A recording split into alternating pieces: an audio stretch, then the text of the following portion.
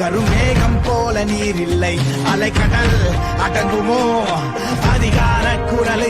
ஆண்டுகள் தன் வாழ்க்கையிலே கடின உழைப்பை கொட்ட தயாராக இல்லாதவன் வாழ்க்கையில் மேல வரவே முடியாது. அது எந்த துறையா இருந்தாலும் சரிதான். Starting from media, politics, science, technology, ஏதாவது 10 years கோர் ஒர்க் பண்ணும், ஹார்ட் ஒர்க் பண்ணும், எந்த பிரதிபலனும் பார்க்காமல் ஒர்க் பண்ணும். அட போங்கடா, ஏற்கனவே நாங்க கஷ்டப்பட்டு படிச்சு வந்திருக்கோம்டா, டயர்டா இருக்கோம்டா, அதெல்லாம் ஒண்ணுமே கிடையாது.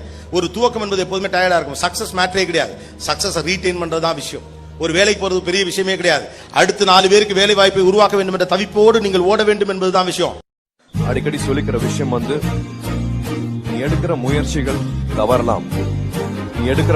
தவறலாம், ஆனா உன்னோட விடாமுயற்சி என்னைக்குமே தவறக்கூடாது.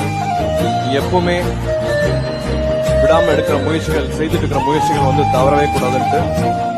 ஒரு வாட்டி ஜெயிச்சிட்டோம்னா விடாமுயற்சி ஜெயிச்சிட்டான் அப்படின்னு சொல்லுவாங்க. நிறைய வீணா போன முயற்சிகள் தான் ஒன்று சேர்ந்து அது விடாமுயற்சியா இருக்கும். தோனி மாதிரி ஒரு விக்கெட் கீப்பரை உலகத்துல எங்கேயுமே நீங்க பார்க்க முடியாது. விராட் கோலி மாதிரி ஒரு பிளேயரை, ஒரு நிமிஷம் மறுபடியும் பாருங்க, எவனோ ஒருத்தர் தான் நீங்க கை தட்டுறீங்க இல்லையா? நீங்க எல்லாம் இப்படி கை தட்டுறீங்கன்னு சேப்பாக்கம் ஸ்டேடியில பிராக்டிஸ் பண்ணிட்டு இருக்கக்கூடிய தோனிக்கு தெரியவே தெரியாது. தெரியுமா? கோபிநாத் ஒருத்தர் இருக்கான, அவருக்கு தெரியவே தெரியாது. அவனா இரவு பகலாக பொறுப்பாக நெட் பிராக்டிஸ் பண்ணிட்டு தன்னுடைய பாடியை ஃபிட்டா வச்சுக்கிட்டு எந்த நாட்டுக்கு எதிராக என்ன மாதிரியான ஸ்ட்ராட்டஜி பண்ணணும், பவுலர்ஸ்க்கு என்ன மாதிரியான இன்ஸ்ட்ரக்ஷன்ஸ் கொடுக்கணுங்கிறத கான்சன்ட்ரேட் பண்ணிட்டு தான் வேலையை அவன் கரெக்டா பாக்குறதாலதான் அவனுக்காக நீங்க எல்லாம் கை தட்டுறீங்க. நீங்க உங்க வேலையை கரெக்டா பாருங்க, உலகம் உங்களுக்காக கை தட்டும். யாரோ ஒருவனுக்கு விசில் அடிச்சான் குஞ்சுகளாக எத்தனை காலம் இருப்பீர்கள்? You be the heroes guys.